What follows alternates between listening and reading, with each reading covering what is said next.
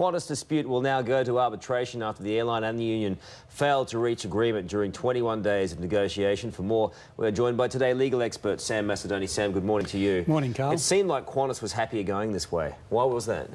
I think Qantas believes that the result they'll get by going to arbitration is a lot better than what they would ever get by negotiating with the unions. Obviously, the demands of the unions were well outside anything Qantas were ever going to agree to. Do you think that that is the case? Well, I don't exactly know all of the details of what the unions were negotiating. However, it seems to me that they were asking for things that really fall on the side of management. You can't tell a company how to run its business. What, from the union's point of view, though, what would be the point of arbitration if it's set up to skew in favour of the employer? Well, the situation is they don't have a choice. If you can't agree within that 21 days or get another extension of a further 21 days, which they haven't got because Qantas doesn't want a further 21, they want a resolution, you then go to the arbitrators, which consists of a full bench, I might add, and once that decision is made, you're bound by it. It's a binding decision. The TWU came out and said that we're going to make a decision on Thursday as to whether or not we'll pursue legal action to overturn our right to participate in industrial action while this arbitration is taking place. Do they have any legal right to do that? I don't believe they do. The Act is quite firm.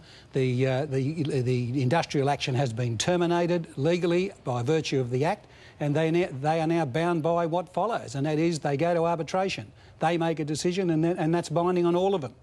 What happens in so far as passengers are concerned in all of this? If it comes to pass that Qantas, for example, doesn't like what happens in the arbitration, or the unions don't like what happens in arbitration, what happens from there? Is it absolutely binding on both parties? It is. It's absolutely binding on both parties.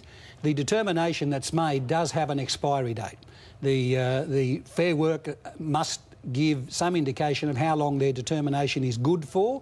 It can't be for any longer than 4 years, and it also must set out the procedures that you have to follow if there's any dispute in relation to what the determination is all about. So it's pretty well tied up. You have to follow the rules. How do you think it's going to play out then from here? I think it'll all settle down. The determination will be made and both parties will just sit back and take a deep breath, man up and get on with it. How long will it take, do you think?